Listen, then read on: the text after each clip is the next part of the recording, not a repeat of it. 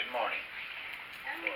So today, when we left Joseph yesterday, he was in prison, right? He had told, interpreted two dreams, which he didn't take credit for. He said that the interpretations belonged to God, right? He didn't take credit for what he did, but God still worked through him. He had asked one of the guys to tell the king about him, right? So he even let the guy know, the cupbearer told him that, I was kidnapped and brought here against my will. I was then, put here for something I didn't do, which was all true. So now when we last seen him, he was in prison. So we're ready this morning. Now we're going to hear about Pharaoh's dream, and then there's a section about Joseph interprets that dream, and then there's a section where Joseph is made ruler of Egypt. He goes from being kidnapped to being tempted to being imprisoned for having withstood that temptation, okay, to becoming the ruler of a country. And if you in all that, it wasn't because of his deeds, it was because of God's choice. It was God working in his life. So Genesis chapter 41 verse 1 says, "Now it happened at the end of 2 full years." Okay, so remember, it says in the last verse of the last chapter, it says, "Yet the chief cupbearer did not remember Joseph, but forgot him." For 2 more years, imagine. 2 more whole years. Over 700 days. So Joseph sat there as a year went by and nothing happened, and another year went by. I mean, after a while, you would think he would come to a point where he'd be like, "Man, is there a God? Does he know I'm here? Does anybody care I'm here? Does it matter?" But Joseph lived life to the fullest where he was at the time. Right? And so, it says after 2 full years, it happened at the end of 2 full years that Pharaoh had a dream, and behold, he was standing by the Nile. And lo, from the Nile there came up 7 cows, sleek and fat, and they grazed in the marsh grass. Then behold, 7 other cows came up after them from the Nile, ugly and gaunt, and they stood by the other cows on the bank of the Nile. The ugly and gaunt cows ate up the 7 sleek and fat cows. Then Pharaoh awoke. Now, I'll just be honest with you, I've never seen a cow eat a cow, but this must have been quite the dream. Yeah. He fell asleep and dreamed a second time. And behold, 7 ears of grain came up on a single stalk, plump and good. Then behold, 7 ears, thin and scorched by the east wind, sprouted up after them. The thin ears swallowed up the 7 plump and full ears. Then Pharaoh woke, and behold, it was a dream.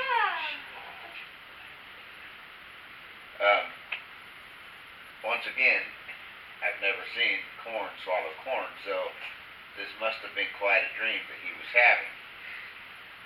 And I spoke on dreams a little bit yesterday. Are the dreams that we have, do they have meaning? Some people say they have no meaning.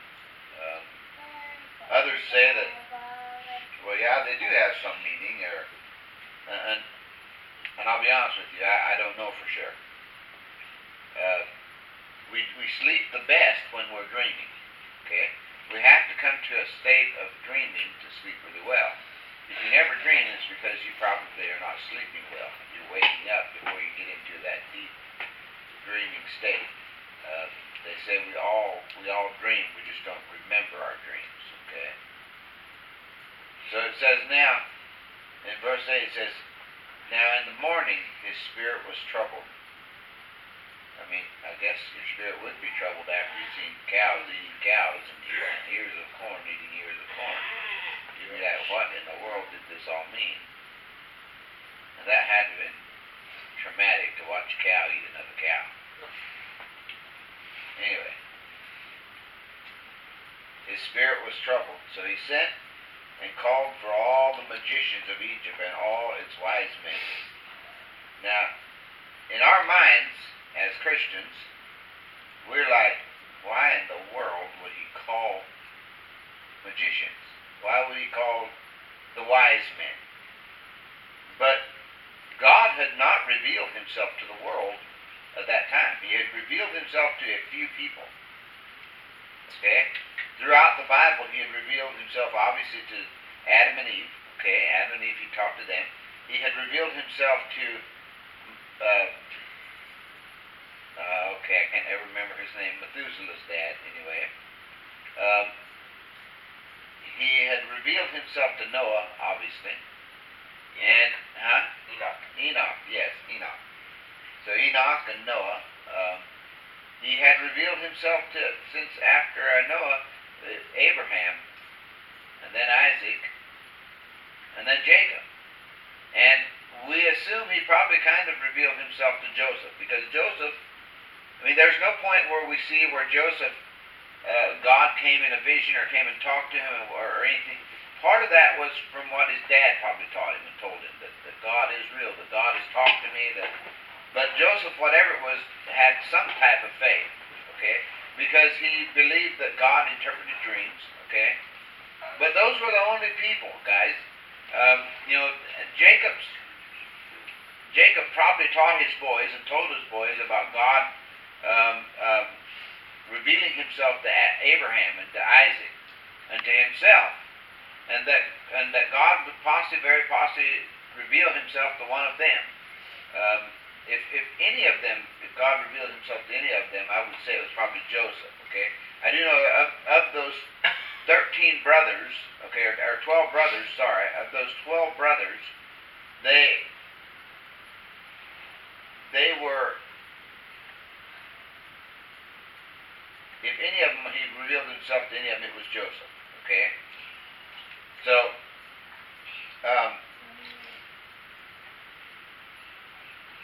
there was no other, I mean, that's all they had at that time. A wise man or a magician or somebody, there was no Christians, there was no Christ at that time. I mean, Christ was real, he was alive, Christ is the Son of God, always has been eternally forever. It's not something that he wasn't created or all of a sudden started being, he always was. Okay? But, so he called the best he had. Alright? And it says, and Pharaoh told them his dream, but there was no one who could interpret them to Pharaoh. Alright? So he tells these, and they're like, nothing came. I mean, they're like, man, what kind of dream is this? That, thin cows eat fat cows, and scorched dry ears of corn eat up, and says, and then the chief cupbearer, he kind of comes alive here. He says, then the chief cupbearer spoke to Pharaoh, saying, I would make mention today of my own offenses. Pharaoh was furious with his servants, and he put me in confinement in the house of the captain of the bodyguard, both me and the chief baker. We both had a dream on the same night, he and I. Each of us dreamed according to the interpretation of his own dream. Now a Hebrew youth was with us there, a servant of the captain of the bodyguard, and we related them to him, and he interpreted our dreams for us. To each one he interpreted according to his own dream. And just as he interpreted for us, so it happened. He restored me to my office, but he hanged him. Then Pharaoh sent and called for Joseph, and they hurriedly brought him out of the dungeon. And when he had shaved himself, changed his clothes, he came to Pharaoh. I hope he took a bath too. It didn't really get bad down in the dungeon. Pharaoh said to Joseph, I've had a dream, but no one can interpret it. And I have heard it said about you that when you hear a dream, you can interpret it. Now watch what Joseph says.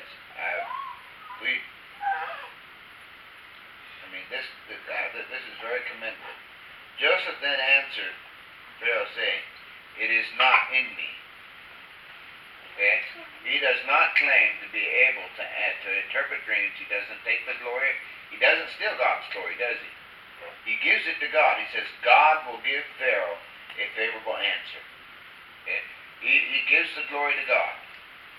So Pharaoh spoke to Joseph, in my dream, behold, I was standing on the bank of the Nile, and behold, 7 cows, fat and sleek, came out of the Nile, and they grazed in the marsh grass.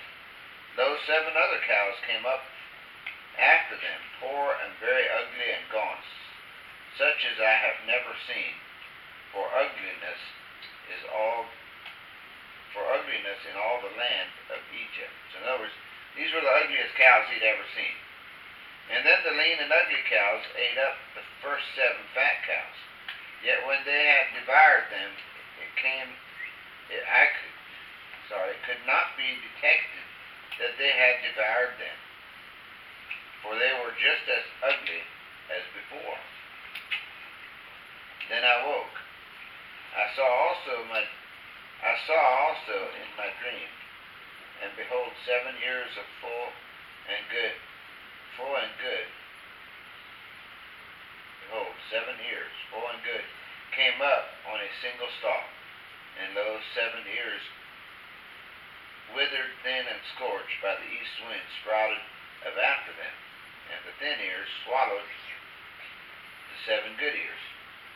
Then I told it to the magicians, but there was no one who could explain it to me.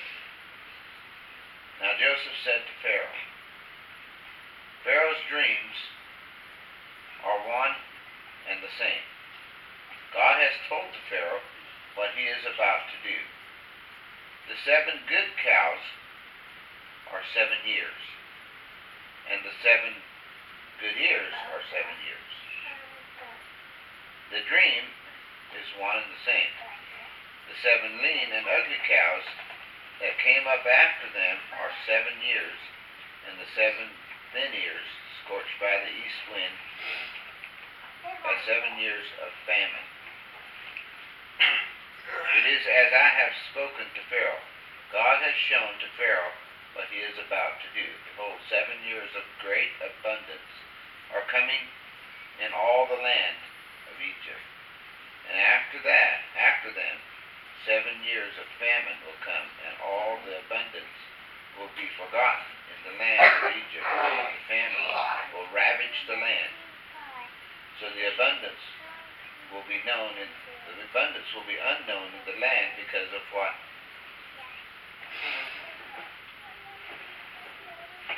Lost my stuff. Because of that subsequent famine.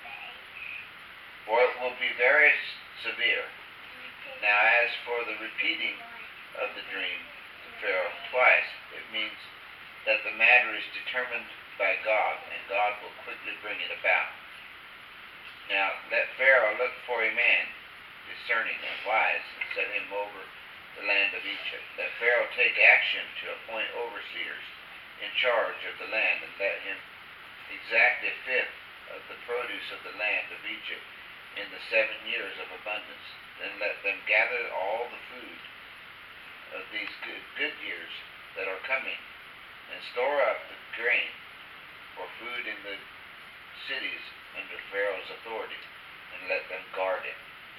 Let the food become as a reserve for the land for the 7 years of famine, which will occur in the land of Egypt, so that the land will not perish during the famine. Now the proposal seemed good to Pharaoh, and lo, to all his servants. So, not only did he interpret the dream, okay, but God gave him the wisdom. We have to give it to God. Joseph he didn't have college, right? he was not, he was just a boy when he left home, when he was kidnapped, and it's been several years since then now. But Joseph, it had to come from God, and Joseph even willingly and openly let him know that it didn't come from him. So here we have in verse 38, we have kind of a change in Joseph's life. First of all, he got to come out and he got to shave, and he got to hopefully take a shower. He got clean clothes anyway. Or I don't know if they took showers or baths, but anyway, hopefully he cleaned up a little bit.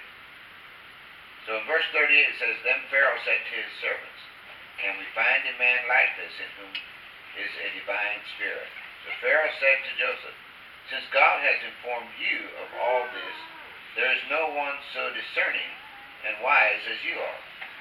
You shall be over my house, and according to your command all my people shall do homage. Only in the throne will I be greater than you. Pharaoh said to Joseph, See, I have set you over all the land of Egypt. So here we have a young man that has been kidnapped. He was taken and was accused of something he didn't do, and he went to prison. Okay. So tell me some of the things that all this happened probably did for Joseph.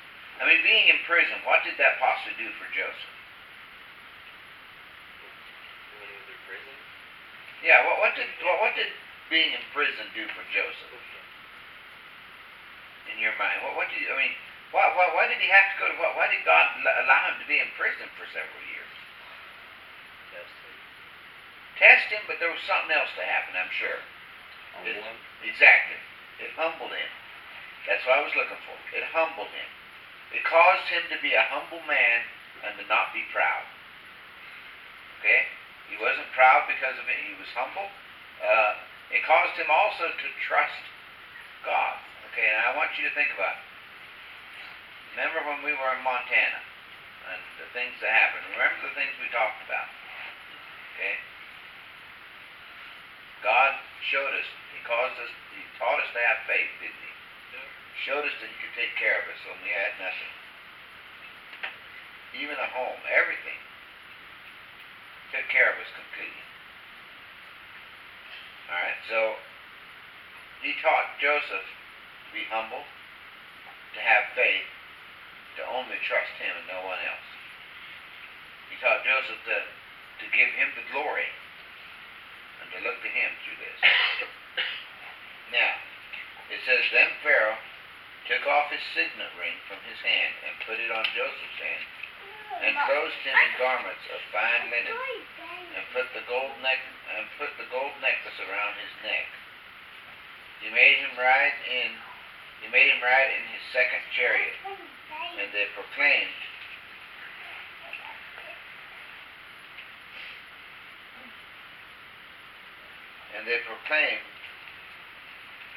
him bow the knee. And he set him over all the land of Egypt. Moreover, Pharaoh said to Joseph, Though I am Pharaoh, yet without your permission no one shall raise his hand or foot in all the land of Egypt. Then Pharaoh named Joseph, Zephaniah. Would you say that's right? Yep. Zephaniah. And he gave him Asenath, the daughter of Potiphera, priest of On, as his wife. And Joseph went forth over the land of Egypt. So now he has a wife. Okay, he was a single man in prison, and now he has his own wife. He is the ruler of the country where he was in prison because he trusted God. Do you think that was automatic? I think God had to teach him a little bit, wouldn't you say? God had to teach him a little bit to trust. Now Joseph was 30 years old, so he was there for a while, guys. Didn't we figure that Joseph was around 17 when he had the dreams?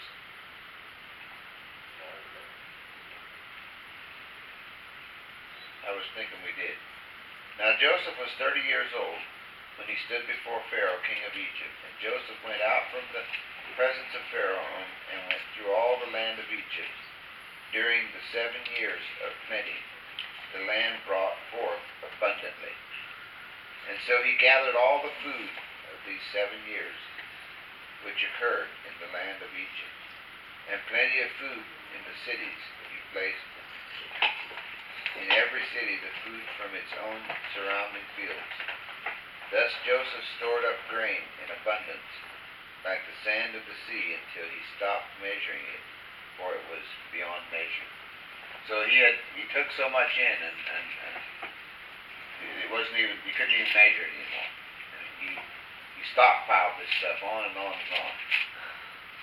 Now before the years of famine came, 2 sons were born to Joseph, whose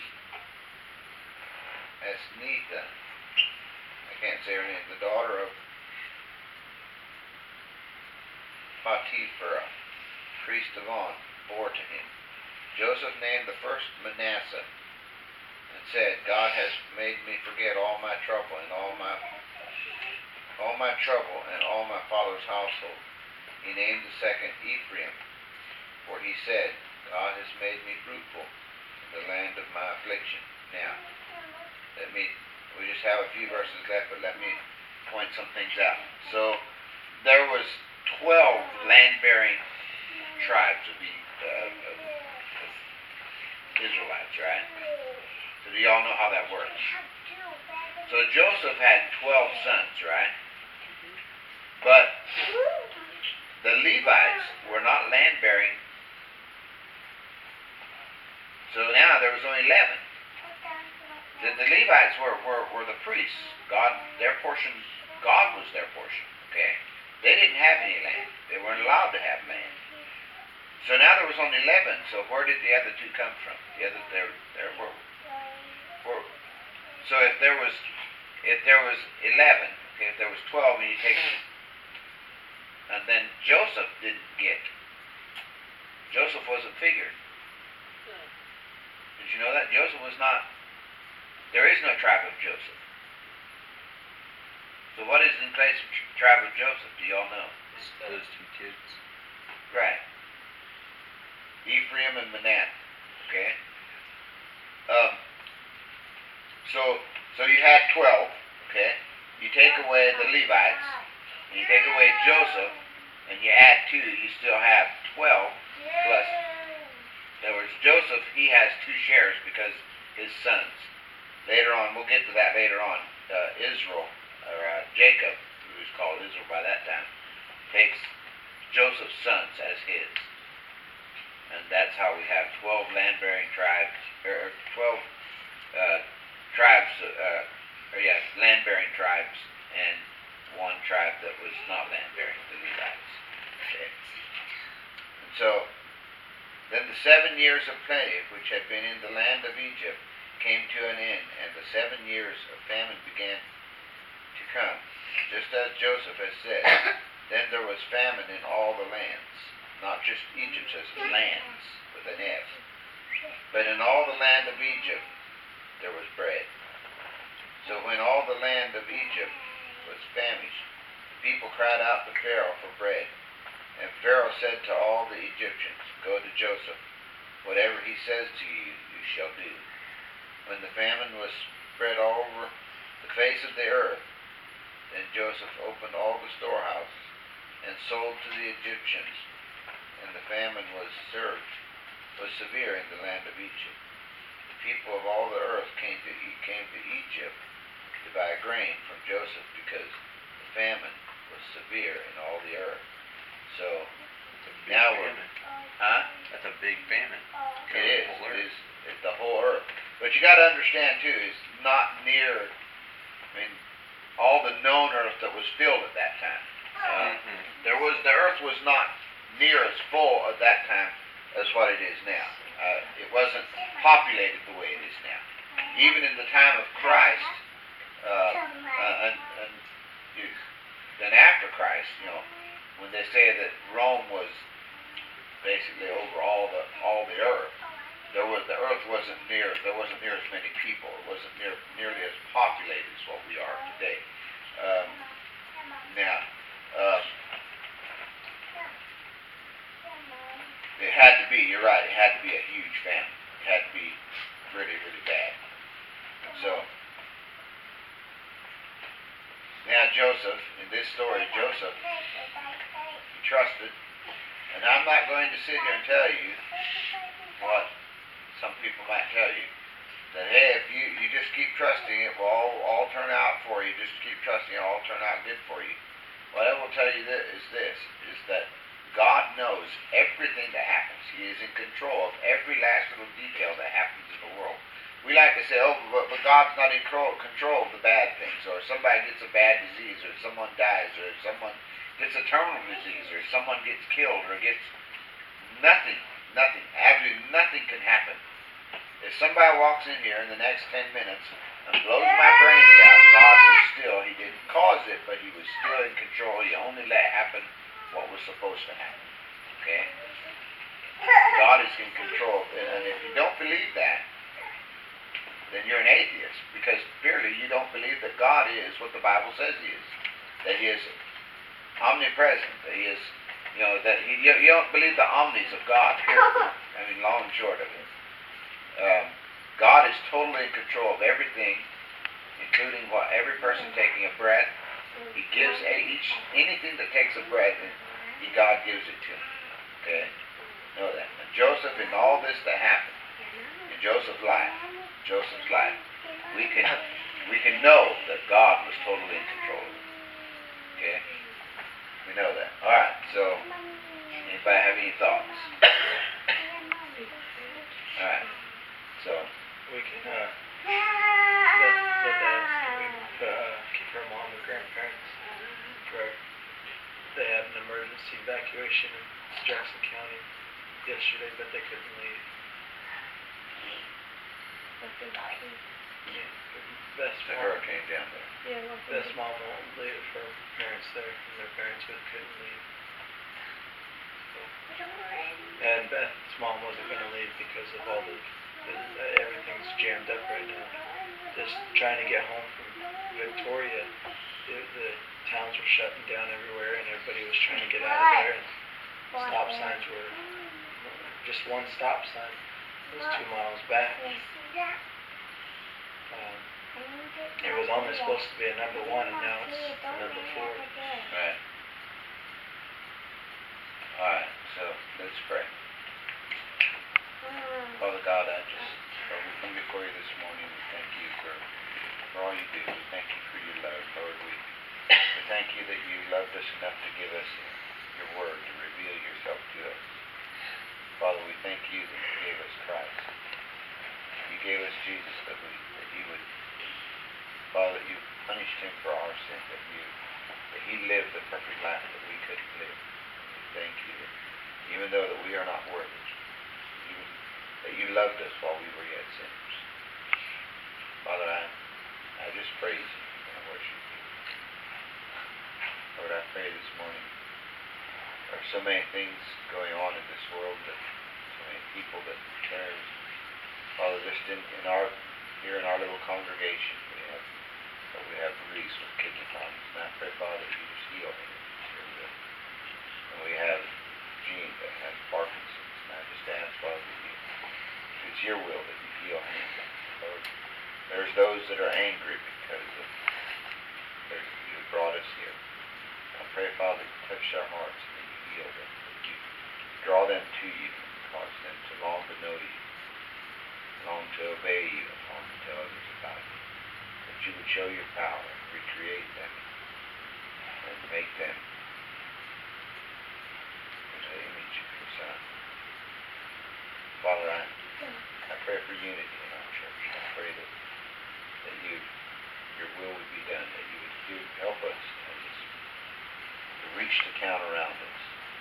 We truly long to reach those, that we truly love our neighbors and ourselves, and that we truly love you. do that by obeying you. Telling them even if they don't want to know about your salvation, your Son, Jesus Christ. Father, I pray that you, Father, I ask that you would be with Ed Romaine's mother. Be with Ed, give him the right words, give him the strength that he would, or that he would truly long to know you and long to know her about you. I pray you touch his mother's heart, that she would want to know you, Father, that she would seek for you, and that you would use her. But if it's your will, Father, I ask that you would heal her. But more than heal her, Father, I ask that you just reach your heart. You recreate her, show your power, bring yourself glory. Father, I ask you to be with those in southern Texas where the hurricane is happening, especially with Dawn's, or with Beth and Mom and grandparents, that you would just keep them safe. Father, that you would use this to bring glory to yourself and draw them closer to you. Father, just go with us today. Help us to get the things done we need to do. I ask that you be with Charlie, protect